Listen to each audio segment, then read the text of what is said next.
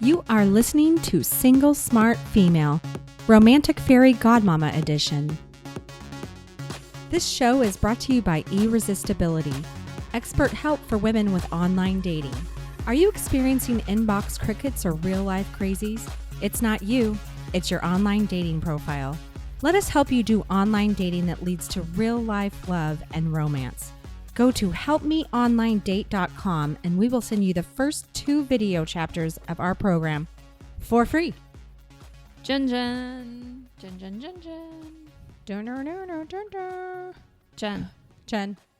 Are you ready? Jen.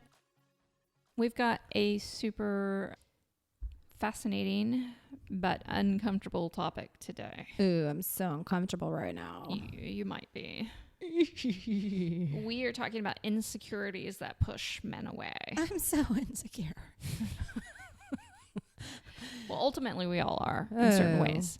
And as you know, the only way to start to step out of them is by owning them, Yep. 1, and number 2, acting differently about them. And calling bullshit on them. Yeah, and calling bullshit on them. Yes. So I want to spend a lot of time, I want to talk about these insecurities and call some bullshit on them. It's heartbreaking to see that women are still stepping into Right. quite a bit. Yeah. Are you ready? Yes. Okay, go. You want me to start? Yeah, sure. Okay. Let's talk about me. Okay. I like talking about you.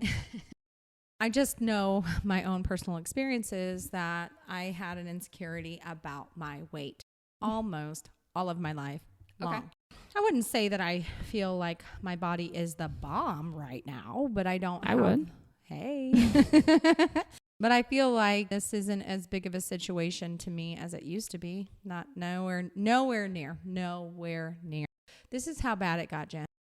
I literally would be on a dance floor with some friends. This is like my early 20s, late teens or something. Okay. I'd be on a dance floor with my friends and I'd look around and I'd notice that some people would leave the dance floor. And I literally took it to mean that it was because they didn't want to dance by the fat girl. That is how bad I made it. The reason I'm not overreacting to this, because I know exactly how that feels. We all have levels of insecurity, and we'll talk about that and what I've seen with women over the years, but that's actually one that I understand quite well. And we base our entire lives on what happens in our life on the fact that we blame it on being fat. Yeah. Nobody's going to love me long term. I'm not going to find what I want. I'm not going to succeed in life, or it's kind of a fluke if I do. Just there's this fucking narrative going on in our heads that we attribute to a specific insecurity. Mine too was weight for years. Mm-hmm. And then you have people, morons, confirming that, especially in the dating space. Ladies, I don't care what size you are, you can date. And Agreed. you can find love.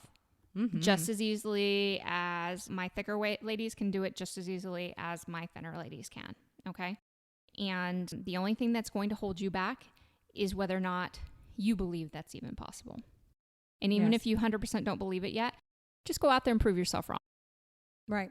Just prove yourself wrong. There's so many men that, especially if you embrace your curves and start to love your body just as is, that you will find there's so many men that are extraordinarily attracted to you. Yeah. And let me just speak to that specifically, that at one point I started noticing how many men actually liked my booty. Mm-hmm. I literally thought I had a terrible booty for probably a good 18 to 20 years. Mm-hmm. And then now I make jokes that my booty is gold because so many men like my booty. Yep.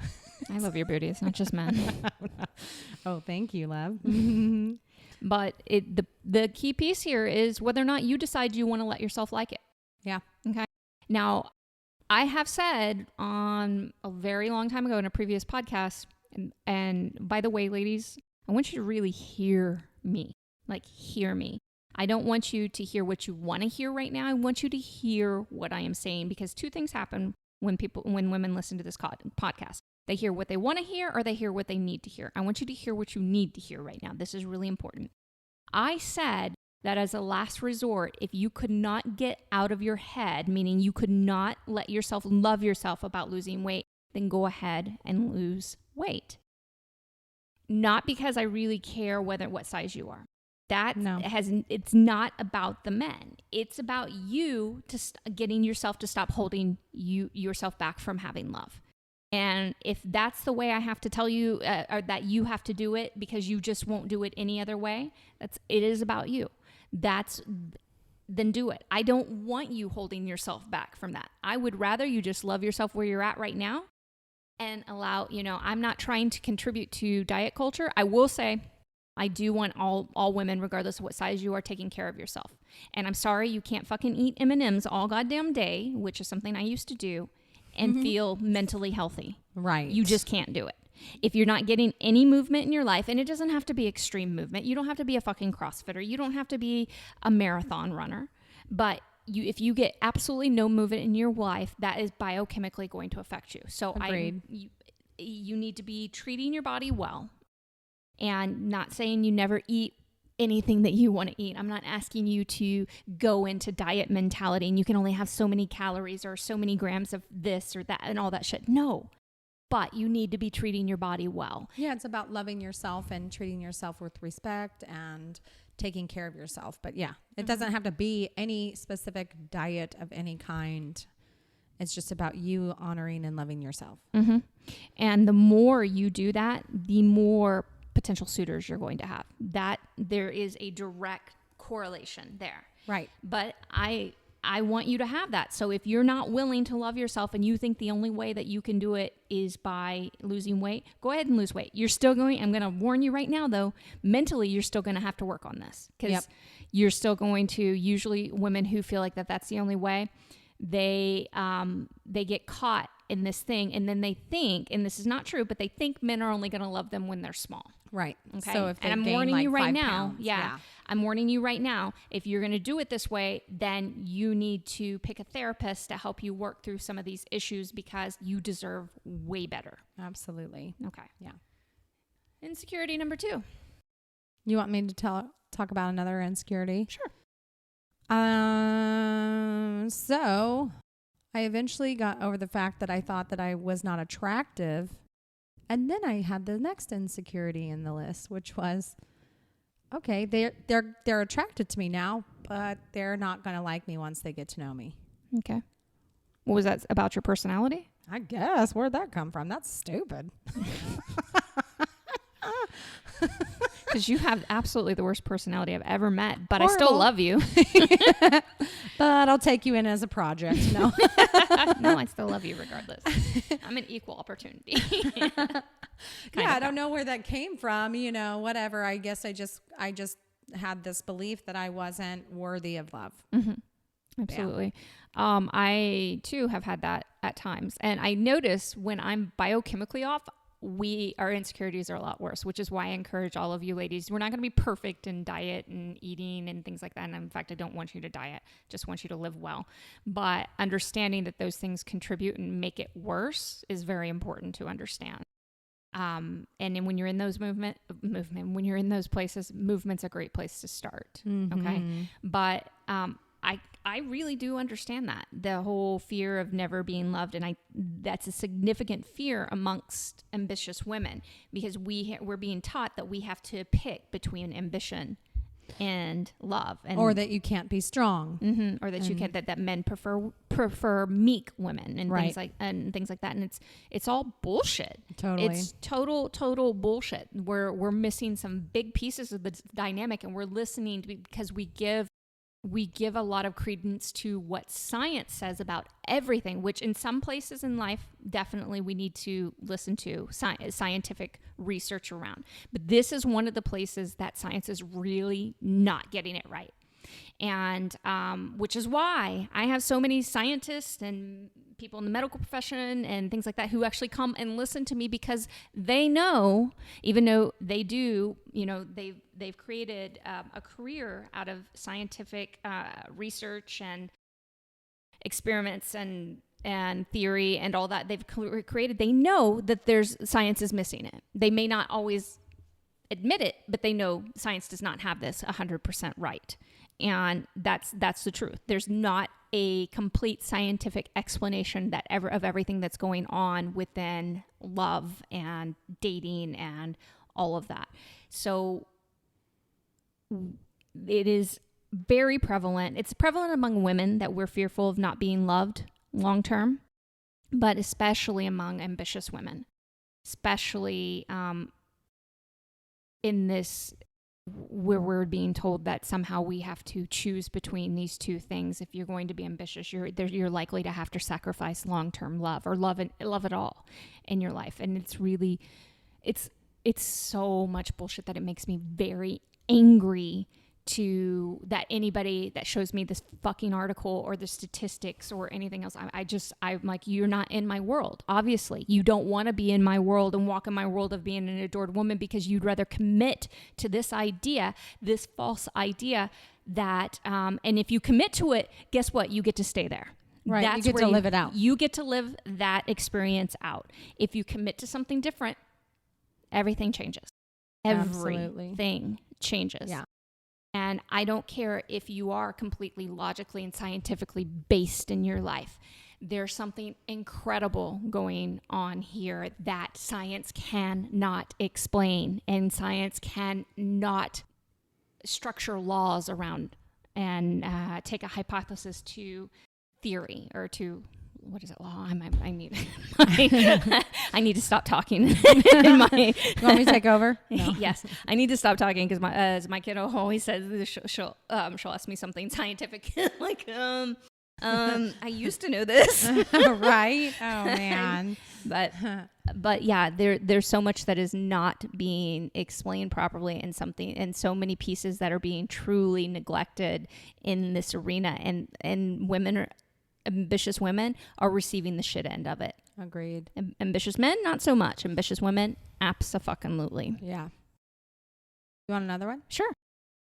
This one is another one from my past that you, or I guess at the time it was me, I did not think that I was good enough for certain guys. Let me give you an example. You remember the pilot? Mm-hmm. I do. Man, he was awesome. Anyway, he was a pretty wealthy guy, and I got insecure about my level of financial, or, where I was financially compared to him, and thought he wouldn't want me if he knew exactly how my finances were, if he saw my house, because he had like a massive house and all these amazing things. And I just had I still had a house. I mean, what the heck? But I thought my house was not good enough for him. So I can definitely see this. I want to say something. I work with ambitious women, and I work with women who are usually high income earners. But I want to make it clear, because sometimes we still get caught up and we're not enough even with that. It's just the whole we're not enough on whatever level. It's not just the income thing. Most men that are even worth your time, that is not a relevant factor whatsoever. Right. So and they don't have to be intimidated by it whatsoever too when you learn how to entourage date properly. So it's not something, because I also hear the other side of that, and they're like, I intimidate them because I make so much money. Right. No. Yes, there might be a certain level of intimidation, but that is negligible compared to what is possible when you know how to navigate the situation. And so there's really nothing for you to be ashamed of, in a way, or to think that you're not going to find the love of your life just because you're a high income earner. And on the other side of that, or if you're still in the process of being up and coming. One of the things I talk to women all the time when they come to me, if they're in financial strife, I'm going, go get your money first. Okay, go, because dating and providing for yourself are very high competing ideas. So they're going to require a lot of energy to try to do at the same time. You can do it. I did it. I definitely did it when I was dating. I decided on my worth. I decided that men were going to adore me no matter what. It didn't matter. There was no reason for me to feel insecure around a man loving me, because I wasn't exactly, when I started this, exactly where I wanted to financially be. And that is the God's honest truth right there. But I get what you're saying, that sometimes women they're competing energies at times. Yes. But the truth of the matter is, exactly who you are. If you are up and coming, that you are worthy of love, that a man will find you desirable and all of that. He won't look down on you. If he does, then in all honesty, then he's not the right guy. Okay. This is something I want to bring in, and it's a little bit of a footnote. I want to go ahead and say this now, but this is, one of the things that I hear from women all the time, and I want women to stop doing this. And women do this regardless of how much they earn in life. And it's a little bit of a side point, but it still fits in this realm. Women love to use the phrase, "Oh, I can't afford that," for everything, regardless of when it doesn't matter if they can afford it or not. That is their go-to phrase. And I want women, regardless of if you're there at that level where you actually can't afford that, I want you to stop using that phrase, because we're all in the process of becoming richer and richer. And that is a good thing. That's not something to be ashamed of or to hide. We do not have to play our ability down to accumulate mass wealth as women. We don't have to play small in order to appease a man's ego. And I want women to stop doing that. Plus, they use it as a catch-all excuse. And it is truly ridiculous. If you don't want something, you say, "I don't think that that's the right fit for me right now." Okay? Quit saying, "I can't afford it." There's no need to. It's just not the right fit for you right now. It means that you don't see the value in it for yourself, right? And there's nothing wrong with admitting that, but I want women to step away from the phrase, "I can't afford it," even if you legitimately can't afford it, because I want to set you up for something different. So go ahead and use the phrase, "I don't think that's the right fit for me right now." Okay, just a little footnote and something. And if your finances do not call for it at the moment, then say something like that versus "Oh, I don't have the money, I don't have enough," or whatever. It is very important to talk in a way that you can let the universe bring you the money and bring you the resources and such, versus shut it down. Yeah. And yes, of course, for that reason, it's better to speak positively about it. But it's also really good to not use something as a catch-all phrase when you're basically lying over and over again. When you know damn well, if it's something that you really wanted, you'd put your money down on it. Yeah. Okay. So obviously it's okay to say no to something that you don't value in that moment. Yeah. It is okay, ladies. We have permission to do that. True. And that way we stop, because in a way, when you say that, you're apologizing to the world for being wealthy or for your wealth potential. Right. And I want you to stop doing that. Okay. I will stop it right now. Okay. Next. Oh, more. Yes. Well, goodness. I was insecure about setting boundaries. Does that make sense? Yes, but tell me what was the thought process in your head? What would happen if you set a boundary? If I set a boundary, it would cause him to leave. Yeah. Yeah. So does that happen sometimes? It has, but nowhere near what I thought it was. Yes. Or was afraid of. What do you know now about when it happens? You are a douchebag. No, I'm kidding. I'm not a douchebag. Oh, my bad, Jen. I wasn't meaning to look directly in your eyes as I said that. No. Not a douchebag. You are not. Oh, I'm a little bit of a douchebag. No, it means this isn't your guy. Yeah, absolutely. Yeah. 100%. Yeah. And more, if a guy cannot respect your boundaries and what's important to you, long term, he would have been very problematic for you. Right. You know about a particular person that I set a boundary with who got angry, and you know what all came out of that. He ended up being a big, not good person.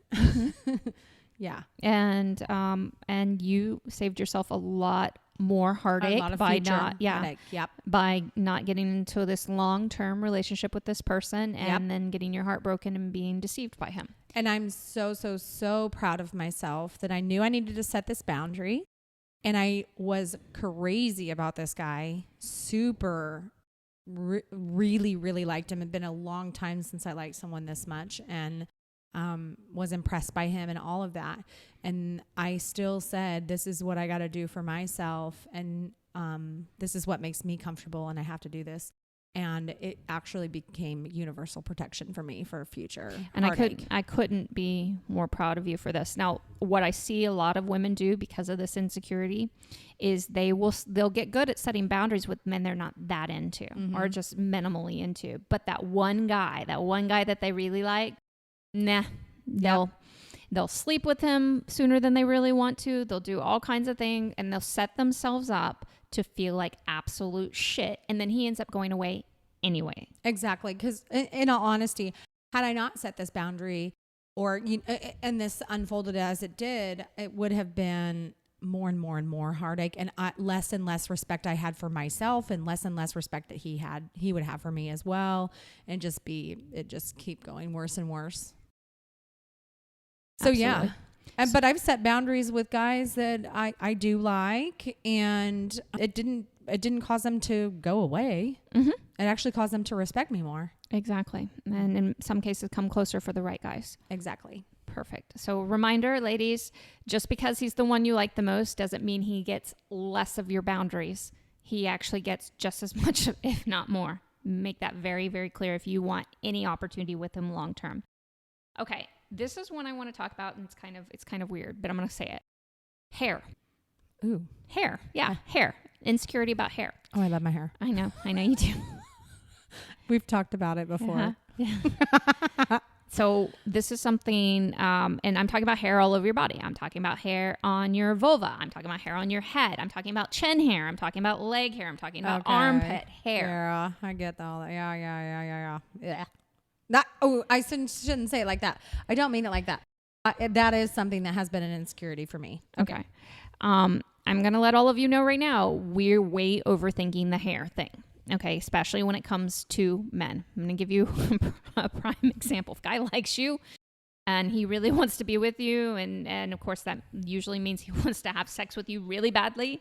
If you're not perfectly shaven, it doesn't matter. He is not going to say no, and he is not going to get rid of you just because you didn't shave properly one day. Okay. Right. So we need to take a couple steps back and stop obsessing over this. It is perfectly okay if it makes you feel good to be clean shaven, but it's for your turn on, not his. Get it? Your turn on, not his. Guys, let me give you an example of a story I heard a couple of years back, but there was a woman who she was going to a sex addicts meeting because she was a sex addict, and she did everything she could to try to keep from having sex. And one of those things that she would do is she would let her, all of her body hair grow out as long as she possibly could. Did that stop her from having sex? No, because there is not one guy in his right mind that is going to be truly turned off by that and, avoid that opportunity. Right. So for us to worry so much about things, cosmetic things, it's not just hair, but cosmetic things is something that we're really, really putting too much emphasis on instead of really focusing on what lights us up. Jen, have you ever had a moment where when people ask you, because you're just having such a great time in life, like, what are you doing? Because you're glowing, basically. Yeah. Glow comes from an internal source. It comes from happiness. Right. It comes from great dating experiences, having an amazing life, things like that. Glow, yes, you can get clearer skin, you can do things, and there's nothing wrong with it, but there comes to a point where you're just obsessing about it, driving yourself crazy, and your glow goes away regardless. Yep. Okay. No glow. Yeah, no glow. So no glow. Yeah. Focus more on the things that light up your life, not on externally trying to fix things about you and setting up this idea in your head that there's something about you that always needs to be fixed. Right. It is okay to go out in public with no makeup on sometimes. It is okay to not be perfectly put together all the time. It is okay to not shower for 3 days. Yeah. Yeah. Yep. It is okay to do those things, and you'll still have people that are wildly attracted to you. By the way, she was taking a shot at me. I totally was. What a punk. She showered today, though. I did. I showered for her. Wasn't I kind? But yes, it is absolutely. And by the way, just so you know, it's a totally gross fact about me. My husband is still very wildly attracted to me, even though he showers incessantly. And I don't. When we say incessantly, it is 1 to 2 times a day. Which to me is incessantly. You are an over showerer. Okay, so I have to admit, it's because I don't like how my skin feels really dry after a shower, and I like having moisturizer on, but not an excessive amount all the time. I don't know why. Well, somebody probably is going to write me a letter and tell me scientifically why. Right. I after I shower, my skin feels so dried out. I don't like that. You know what? But that's like one of the charming facts about you, that make you you. And that's what people are actually drawn to about each one of us. We all have our little quirks and idiosyncrasies, things that we do that are unique to us. And that's what makes you... I don't lovable. smell, by the way. I want to make that very clear. And I will be honest, she does not smell. I never smell her. I probably smell more than her, and I shower on a daily. But I mean, and I like to think too, when you think about these little quirks and such, if you think about your favorite pets and pets that you may have had when you were a kid, what do you think about? You always think, oh, well, they were so cute. They did this. They let me, this one would go and want to smell people's mouths. And this one would like to, didn't like it when I had a mint in my mouth and wanted to like chew my face off. That is the same for people though. So that makes you charming. Like you're non-showering. I think it's just hear some women right now going, gross. You're so adorably nasty. I am. I totally fucking own that shit. But it's something that makes you you, and it's cute. Yes, and the point of all this is I'm telling you about an extreme because the fact is that we put way too much emphasis on our insecurities, and instead of just letting men adore us and taking some pressure off of ourselves. And we don't have to worry about men in love as much as we do. And we worry so much about what men want, what men think, what they're going to think, what they're going to be turned on by, instead of really focusing on what turns us on, which is a bigger turn on to men than all the shit that I just mentioned. And please don't even try to be perfect. No, please. Please. Like I've spent dates where I've gone into the bathroom numerous times because I'm like, oh my gosh, is my lipstick out of the lines on my lips? Mm-hmm. Is my mascara? Is my hair weird? Is that, just all these, and actually that ends up presenting this funky energy that is it's not more than something funky, that somebody, it's insecure. Yeah, it's something that a man can't connect to. Mm-mm. And so I challenge you to be super not perfect. Yes. I challenge you to, for instance, when I go out on a date with my husband, he's lucky if he gets lipstick on me until we get to the eating part. The lipstick comes off and there's no reapplication for the rest of the night. That's it. And he doesn't care. Yeah. Most men truly don't care. You do not have to be a perfect version of yourself. They are looking for women that they find attractive, but that are relatable, that are real, that are tangible, that are quirky, that are just incredible, geeky, sexy, all put together. You don't ever have to be a perfect version of that. So ultimately, what I want you to understand is all these insecurities, yes, we all have them on some level, and different ones for different people. But whatever the insecurity is, the first step is to own it. Just, okay, I have this insecurity. Next step is to start acting as if it's a non-issue.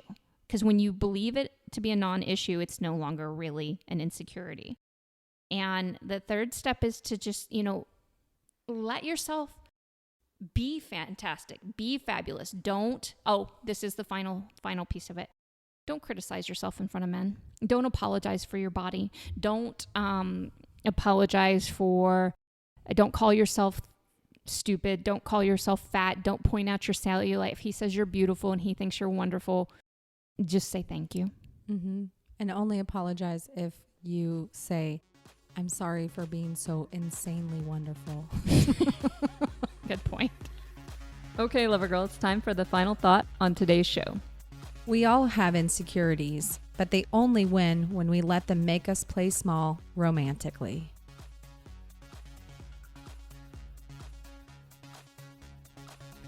Thank you, Lover Girl, for joining us on this Romantic Fairy Godmama edition of Single Smart Female.